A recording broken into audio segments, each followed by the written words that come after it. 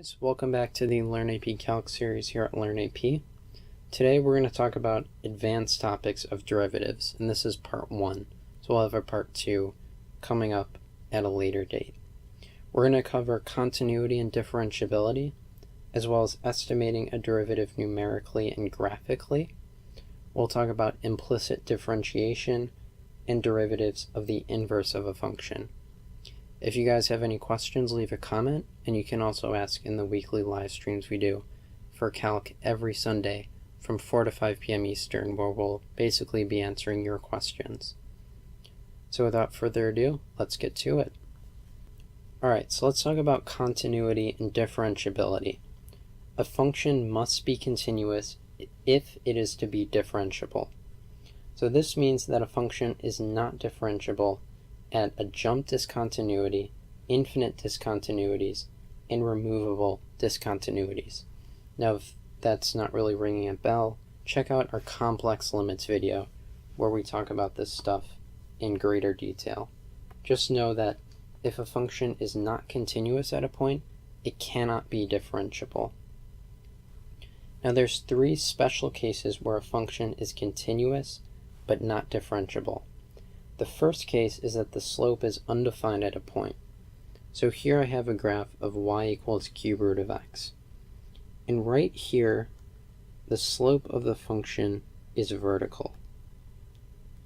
And so my slope is undefined, therefore I cannot take a derivative. It is not differentiable. However, you will see that this is still continuous. So it's continuous but not differentiable if the slope is undefined at a point. Our function is also not differentiable at a sharp turn. So here at y equals absolute value of x, we have a sharp turn here. And the reason for this is that our slope here is positive 1, and our slope here is negative 1. And so right here, I have 2 different slopes, and I can't actually determine the slope there. So it's not differentiable, but it is still continuous. Now the third case is a cusp. A cusp would sort of look like this. This one's sort of rare, and it only comes up in polar. So if you're in AP Calc, you probably won't really run into this. But if you're in BC Calc, you should definitely know that at a cusp, the function can still be continuous and not differentiable. So 3 cases where we can be continuous but not differentiable: slope undefined, sharp turn, and cusp. Alright, now let's talk about estimating a derivative numerically. Now on the AP test, you'll probably be asked to estimate derivatives either numerically or graphically. So here I've given an example of estimating a derivative numerically. So based on the table below, estimate f prime of x at 2. So in problems like these, use the difference quotient, or you can also use the alternative definition at a point. So here, remember the difference quotient, f of x plus h minus f of x all over h. So here, we'll say that x equals 0, h equals 2. And so here, I'm just going to evaluate f of x plus h, which is f of 2, minus f of 0, all over h. And this is going to give me 1.87 minus 0.3 all over 2. And this is going to come out to 1.57 over 2. If you were to evaluate that using a calculator, you would end up with the number 0.785. So this would be our estimation of f prime of 2.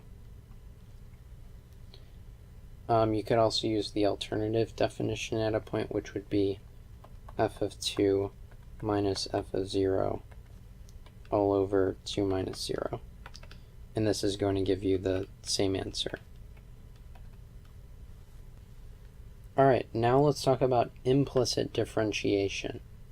Now sometimes on the AP test, you'll need to find dy dx in a problem that isn't written or can't be written in y equals form. So again, if we're taking a derivative, I'm assuming that I have y equals. If my equation was written like so, this would not be true. So anytime you're doing this, we need to have it written in y equals. Well, what if it isn't? That's when you use implicit differentiation. In this case, we're simply going to take the derivative as usual, but when we see a y, we're going to take its derivative and write y prime. When we're done taking the derivative, we're going to solve for y prime. Okay, so for example, find dy dx for y squared plus 4y equals x squared.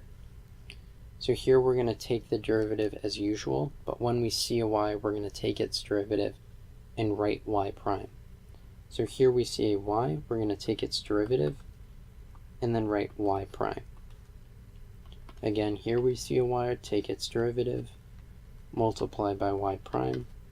Here we just see x squared, so we just take its derivative as usual.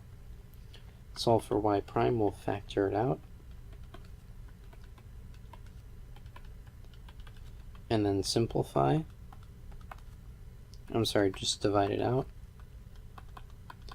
Now we simplify, and we get x over y plus 2 is the derivative. So again, here, if we just took this as if it were a regular derivative, we would have gotten 2x, but we can in fact see that that is not the case. Alright, so now let's do a quick practice problem. Find dy dx for y squared plus x squared equals 16 implicitly. You could do this without doing implicit, but for right now, do this one implicitly. So pause your video, unpause when you think you found the answer. Alright, so this one is pretty straightforward. We're just going to take derivatives like normal, but if we see a y, we're going to take its derivative and multiply by y prime.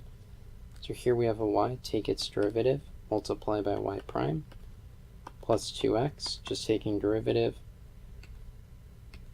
and the derivative of a whole number is just 0. We're going to solve for y prime, and this is what we get for our answer. Alright, so now let's talk about the derivatives of the inverse of a function. So given that f of x is continuous and differentiable, you can find the derivative of its inverse. So the derivative of the inverse would be written like so, f inverse prime of x. And this is equal to 1 over the derivative of the inverse. So let's see what this looks like with an example. Find the derivative of the inverse of tan. So here we have f of x equals tan x. Note that you could also do this implicitly, but for right now we're going to use this. So if I want to find the derivative of the inverse, this is going to equal 1 over f prime, so tangent prime, tan prime of the inverse of x. And so I have to find this inverse. So again, we're just going to swap x and y, take the arctan of both sides, and I find that my inverse arctan of x equals y. This is my inverse, so I'll write that on the inside, arctan of x. Now, the derivative of tangent is secant squared. So here this is 1 over secant squared arctan of x. I'm going to use a trig identity here that secant squared is equal to 1 plus tangent squared. So this is just 1 plus tan squared arctan of x. Okay.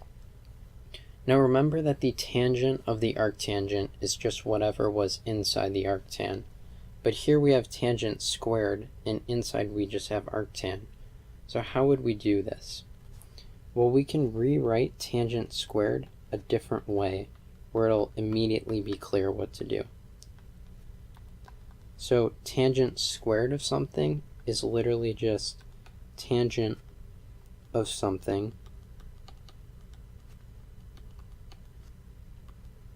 squared.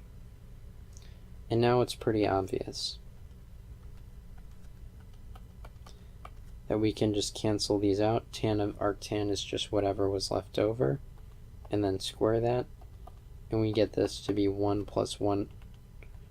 over 1 plus x squared.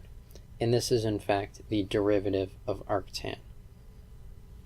Alright, so that brings me to today's challenge problem. Find the slope of the tangent line at the point pi comma pi for the equation e to the xy equals ln of y over x plus x cubed sine of x. So slope of the tangent line at a point is just equal to the derivative at that point, if you weren't aware. And so for this one, you're probably going to want to implicitly differentiate. Don't try to sort of solve this equation for y. Just do this implicitly. The solution is going to be on our website, learn-ap.com, and I'll also put a direct link in the description. If you guys found this video helpful, be sure to like the video and subscribe to our channel for future content. Like us on Facebook and follow us on Twitter for updates about new videos and live streams coming out.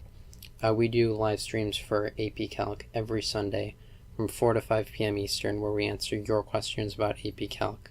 So if you want reminders about that, be sure to like us on Facebook, follow us on Twitter. Also put links to that stuff in the description.